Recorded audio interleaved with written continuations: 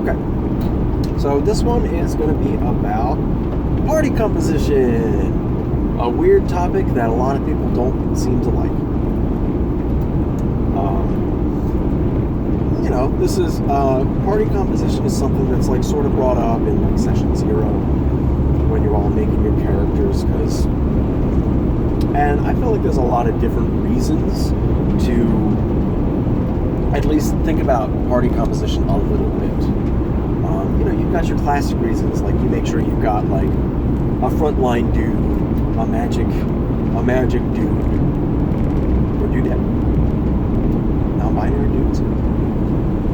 What's the non-binary of dudes? Is it dudes? I feel like dudes has been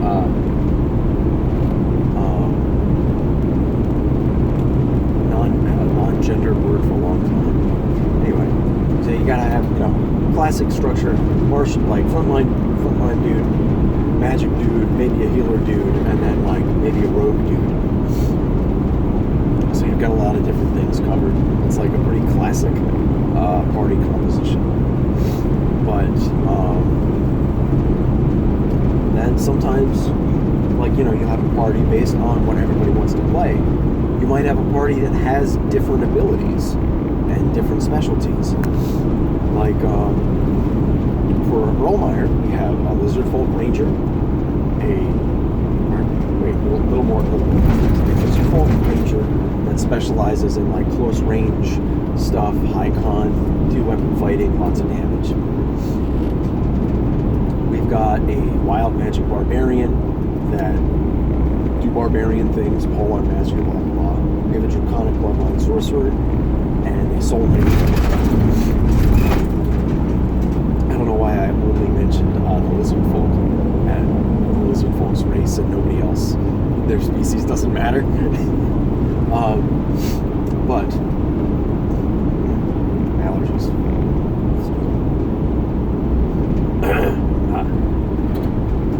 So in that party, there's no healer. There's there's 3 characters that can function at long range. One of them favors close range. The rogue can be at long range. The sorcerer can be at long range real easily. Two martial frontliners, but again, there's no healer.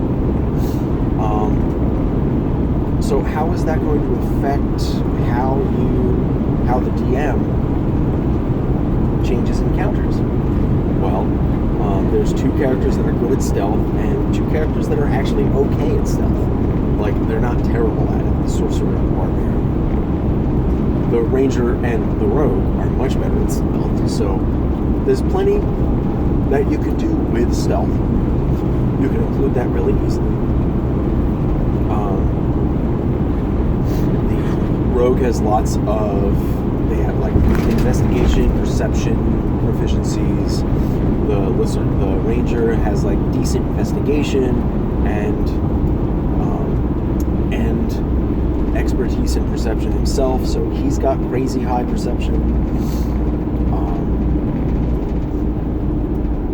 So that's a thing. The barbarian does barbarian things. The sorcerer has like arcana covered, those kinds of things. But again, there's no healer. There's nobody that like makes potions. There's things like that. But most skill bases are covered.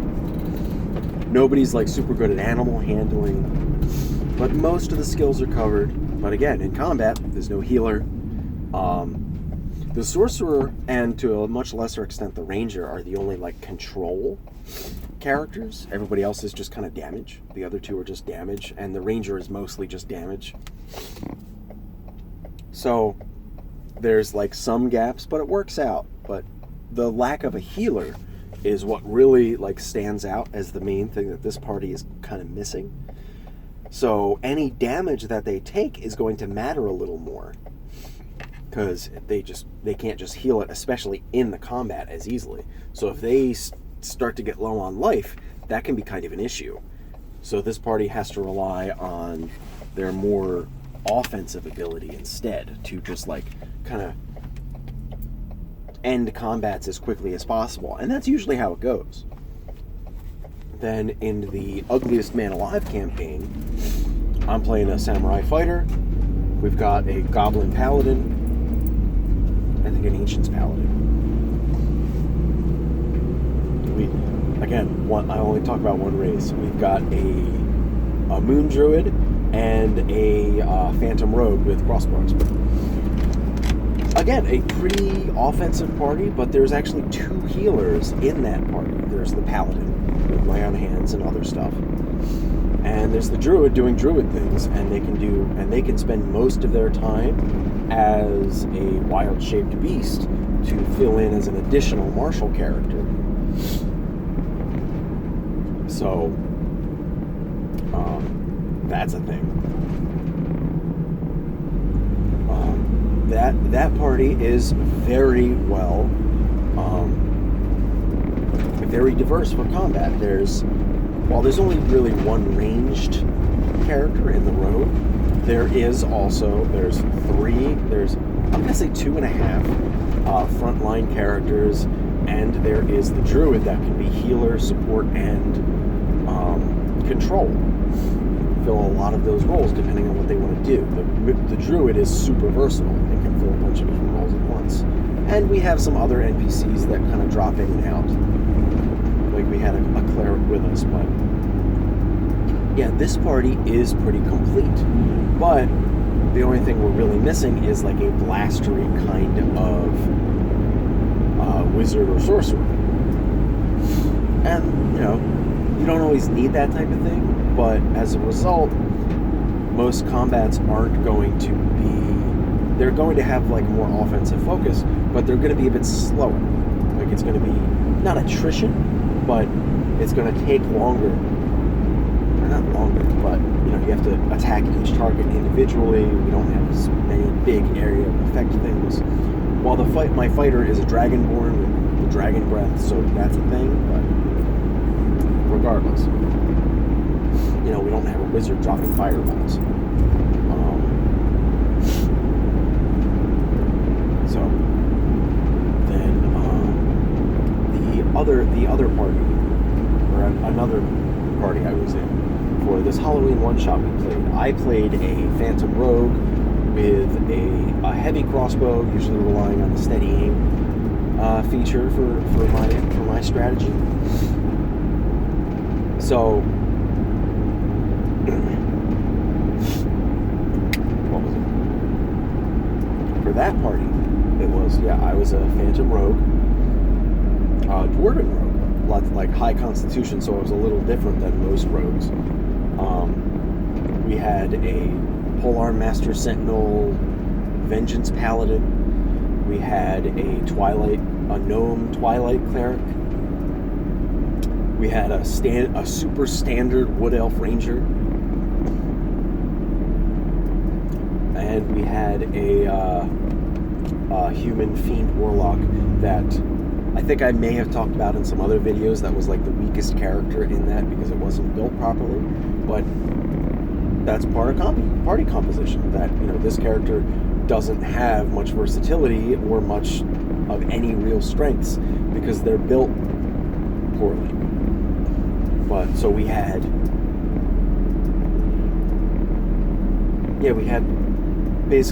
one main frontliner. Oh, we also had another paladin. Yeah, we had 2 paladins, so we had 2 real frontliners. My rogue could sub in as a frontliner if we needed to. The warlock tried to be a frontliner, but again, they were built wrong, so it didn't work. We had a ranged marshal in the ranger, and my rogue, and we had a twilight cleric filling in. So again, this party is only really missing that big blaster type of character, which that warlock should have been, but again, like that warlock should have been like really turning the tides of certain things by dropping fireballs and burning hands or whatever. But then overall, this party has a lot of damage potential and a decent healer, or decent twilight cleric, the best healer. So party's pretty situated, and also a wide variety of different skills. We did have 2 dudes in heavy armor, which is also a problem with the Ugliest Man Alive party. 2 dudes in armor, in heavy armor, means you're going to have trouble with any kind of stealth activity. So, the party and the DM kind of have to plan around that. Like, this is going to be stealth anyway, but you might have a harder time, so you got to be clever, and that's it. For this party, me as the rogue could scout ahead, move around. 1 or 2 other characters could sort of come with me, but not really. The warlock, again, built poorly. So yeah, basically when you're building, usually a party kind of works out well enough. You don't really have to try super hard for party composition. One more group for the thing that I'm going to be DMing soon, the SCP-based campaign. We've got a bard, a rogue, an artificer, and a cleric. There's no frontline marshals at all. So that's a relatively crucial thing to miss, because if the lines get broken and there's somebody to go around, not that just having a fighter out there is going to really prevent enemies from getting around you and going for the wizard. But it's that enemies are going to run straight up to the rogue, the bard and stuff, and start hacking away. So that is a weakness of that party. I do have a 5th player that hasn't chosen their class yet, so they might fill that kind of role.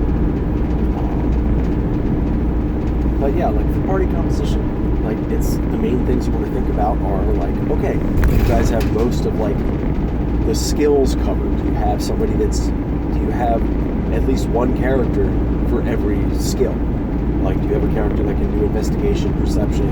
You have a stealth guy. You have a medicine dude, some knowledge skills, things like that. Do you have a guy that can move a boulder out of the way?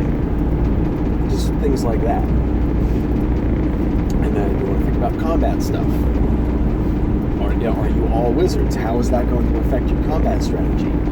Not so much you need to fill certain roles, but what roles do you have, and how do you have to change your strategy around it? So that's less party composition strategy and more just working with what you have strategy.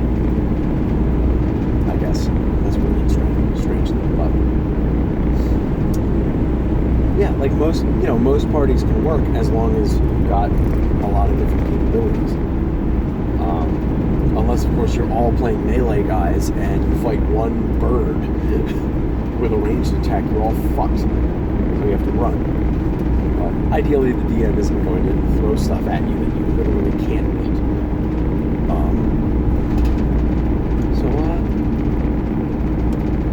I guess that's some thoughts on party composition. I guess you also want to think about some other roles too, like the party face, the negotiator, the leader. Those things that are usually more narratively focused, who's the leader of the party, who's the schmoozer, who's the intimidation guy,